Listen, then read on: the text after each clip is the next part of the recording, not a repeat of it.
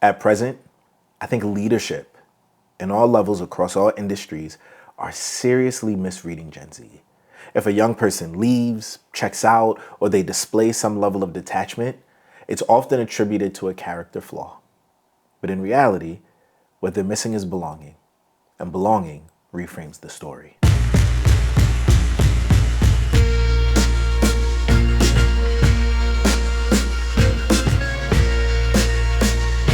Hey, hey, tell me more. Gen Z checks out, moves on, or seems detached. Not because there's something wrong with them or because they're bad at their jobs. It's because they're looking for a sense of belonging. They're looking for places where they feel that not only does their work matters, but they matter. I believe that as a leader, it is on you to be the cultural architect. It is on you to design the systems and structures that make people feel as though they belong. Which means this raises for us an uncomfortable question. What kind of culture are you building?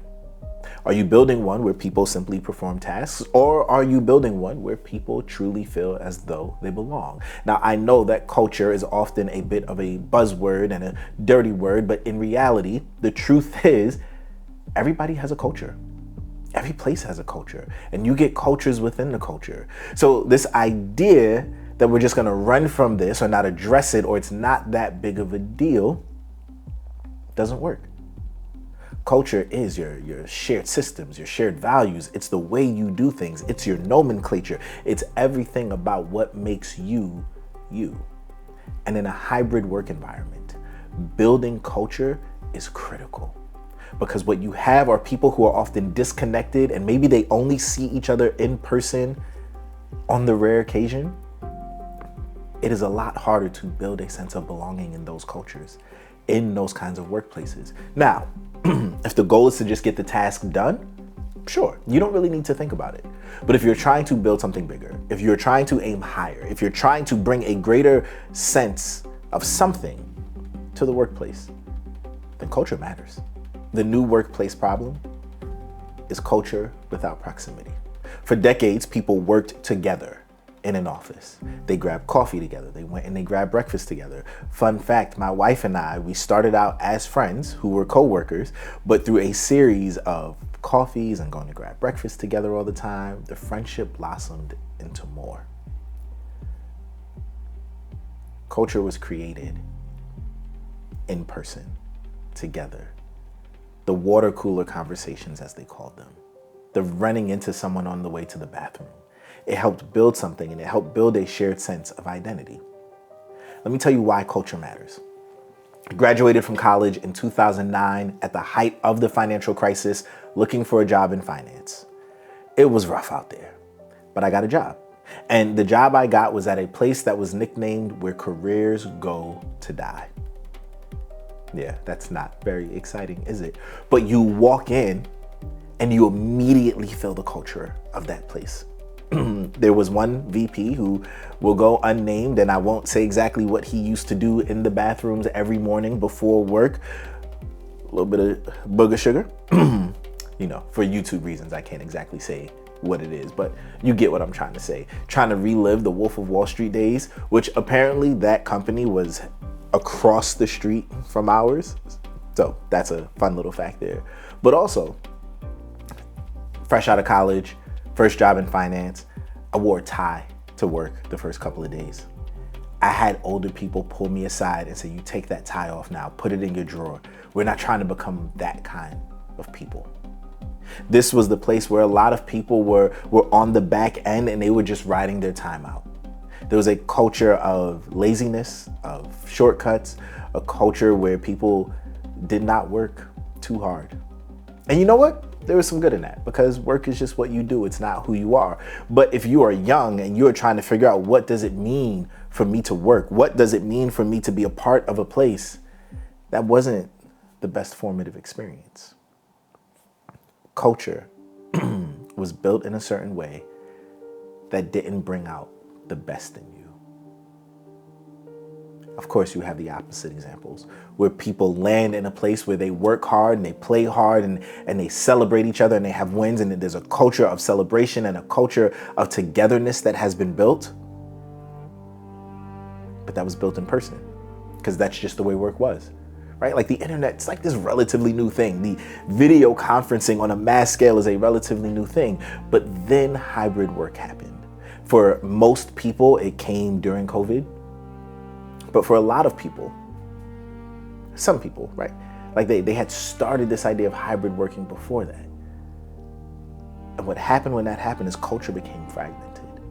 The new norm became for people to not meet in person and to not have the random sidebar conversations.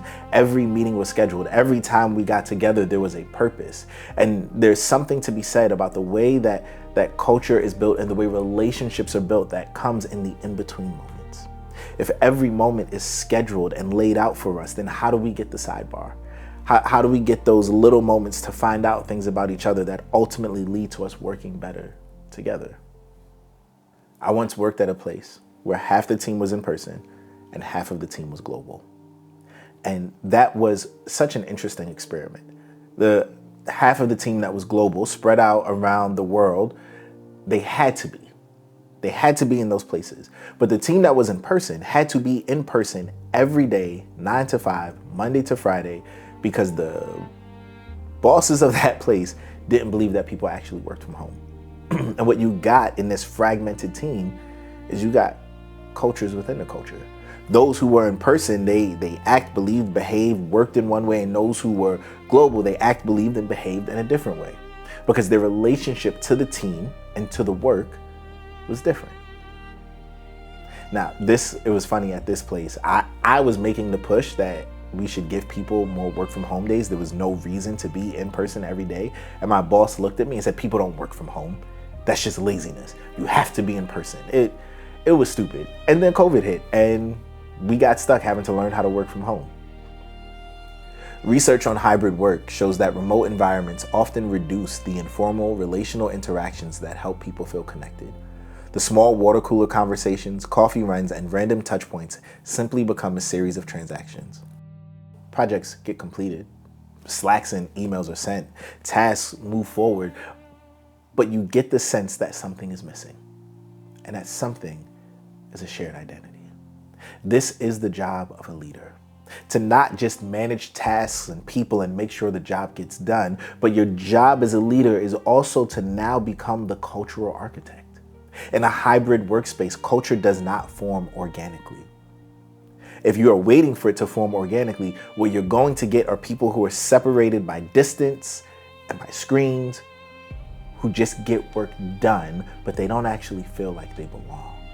Leaders have to shift from managing work to being the architects of meaning. Culture will answer 3 big questions for employees. Do I belong here? Do the people around here know me? Does what I do matter to this group? Research on workplace belonging have found that there are 3 big drivers that motivate us at work. They are comfort, connection, and contribution. Comfort. Do I feel respected? Do I feel like I belong here? Is that level of psychological safety high enough that you can get the best and most out of me? Connection. Do I feel like I belong here? Do I feel connected to my coworkers? Are these people that I'm locked arms with, or are they just some people over there and over there that we work on projects together? And then contribution. Does my work matter? I talk about this one a lot because what often leads to burnout is the feeling that our work doesn't matter, that what we're doing is simply a waste of time. Your job as a leader is to hit those 3 drivers: comfort, connection, contribution, and make sure that people feel those in such a way that they feel like they belong, and therefore you can get the best and most out of them. Studies show that when people feel these 3 things, their engagement boosts, morale is higher, they want to be there. Now, the problem for most leaders is they're like, all right, well, maybe I'll give you more tasks or maybe I schedule more meetings. And that is not the way to go about this. Identity needs to come before activity. We need to know as people that we are valuable and we're worthy and we're loved because of who we are, not because of what we do. I had like this great honor to give a talk for a college basketball team this week as they were getting ready to head off to their conference tournament. And I said to them, look around. Y'all are in this together, but also know that your value and your worth is not determined by what happens on that court. That you are worthy, you are loved, you belong, not because of the skill you have with a ball, but simply because you are a person. And people are made with dignity, and people are made to be honored. And at this moment is just a moment, but your life extends far beyond this tournament. And then I told them, go give those other teams hell and make sure they win. A lot of hybrid and remote teams, they try to build identity, shared identity through activity. So it's a virtual happy hour, it's the fun Slack channel, it's icebreakers to open to Zoom. And these aren't bad ideas. Oftentimes, like the virtual happy hour, people are like, listen, man, like I've already worked all day, I'm not trying to do this as well. And the fun Slack channel just becomes another notification. And the icebreakers in the Zoom, sometimes it's like, bro, I'm trying to get to the next thing. This is a waste of time. In reality, culture is built through identity. And identity is asking really key questions. Who are we? What do we value? What kind of people succeed here? What are we trying to build together? You answer those questions, now you're building a shared identity. Now you're bringing a group where people feel as though they belong, as though they're members. They have shared vision and purpose. You don't answer these questions, then collaboration just becomes coordination. And coordination is not culture. Coordination is just getting tasks done. It's making sure that you move here and you move here and you move here and we check the box. That's not culture. And that's not something people stick around for. People will stick around if they feel a part of a larger mission. People will stick around if they feel as though their work is valued, as they're contributing something, as though these are people they're running with. How many of you watching this stayed at a job you didn't necessarily love and maybe wasn't the best because the people you did that job with made it worth it? Leaders often make the mistake of assuming that meaning is automatic, that belonging is automatic, that just because you are here, then you belong and you get it, but that's not true. Meaning has to be narrated. Someone has to be the champion of the vision who's constantly pulling people and drawing them back into the why we are here. And when you message that consistently, people stop asking, oh, what am I doing today? And they start asking the question, what are we building together? Now, meaning narration is a skill. It's a skill that you have to build over time and you get better at. I once worked for a leader who, after 3 years of reiterating his vision over and over and over, the team still didn't get it. And one day I said, well, why do you think people aren't getting it? And he was like, that's on them, that's not on me. I've explained it in all the ways that I can possibly explain it. And if they don't get it at this point, that's on them. No. You as the leader, then you need to come up with different wording, different verbiage, different angles on which to bring that from. Because if you can't rally your people around a vision, you will lose them. If you can't get them to see and get on board with where you are trying to go, they'll do the tasks. They'll coordinate, but they won't belong. And what happens in that workplace in particular is you had people who worked in silos, subcultures within the subcultures, people who trauma bonded together, but also 80% of the staff worked with one foot out of the door at all times. When people feel tied to a greater mission, a mission that you are narrating and constantly drawing them into, then they're invested and they're 10 toes down. They're not going anywhere. If you can narrate meaning and create a shared purpose, you move your team from a task identity where they just get things done to a team identity where they feel a sense of belonging, where they feel like this is my place and these are my people and this is my mission. So if I could think of it, I think I'd give you 3 moves that will help you to do this well. The first, rituals are more important than meetings. You have to have your meetings, you have to get things done, but what are your rituals? What are your rhythms that tell people we belong here, we're in this together? It's something as simple as celebrating weekly wins, celebrating each other. Maybe it's the practice of reflexivity, where you take time to look back and see where things have gone right and where they've gone wrong and how you as a team can do it together. It is maybe absorbing blame as a leader and saying, you know what, I didn't equip you well enough for that. My bad. Second thing you can do is visibility. The problem with hybrid work cultures is when people are working remotely, you don't always see the wins. And so the 3 people over here don't see what that one person over here is doing. And so you go out of your way to actively highlight what that person is doing and how their work impacts the larger body. And then the last thing is community builders. In the past, managers were primarily task coordinators. In a hybrid and remote work environment, your job as a leader is to become the community builder. It is to go above and beyond to create that sense of belonging that people are looking for. And you can come up with all sorts of different creative ways to do that, but you're gonna be the primary driver. That's not a peer-to-peer action. That is a leader to subordinate action. The problem for a lot of organizations is they treat culture like some HR initiative. Hey, come join the happy hour, come do this, come, watch this seminar or join the seminar or whatever. But the future of work is relational. It's that people to people, it's the soft skills. Hybrid workplaces, I love them. I need flexibility. But flexibility without connection breeds isolation. And isolation always breeds distortion.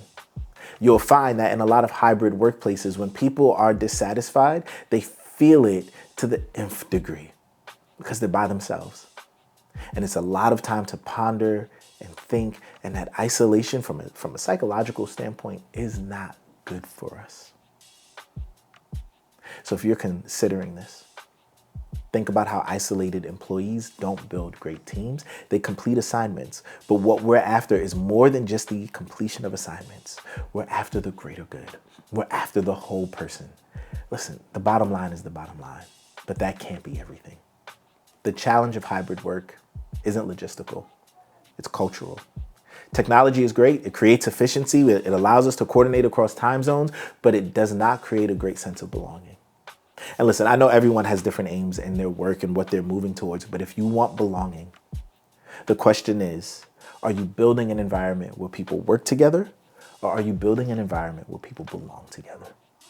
Now, I know you're watching this and you're saying to me, CJ, I hear you, but my hybrid team is just fine. And if there's high turnover or people are disgruntled, that's on them. That's not my business, like my former employer would say. I say, cool. Let me know how that works out for you. Because ultimately, your reputation follows you. And if you become known as the person, the leader, the manager, the director, who instead of bringing people together, you create systems and cultures that drive people apart, then you're not going to be the kind of person that people want to work for. And they're going to talk about you. And they're going to trauma bond over you. And is that really who you want to be? Is that the legacy you want to leave behind? But hey, why would you listen to me? I'm some guy in his basement on YouTube. What do I know? I'm just some guy from Brooklyn.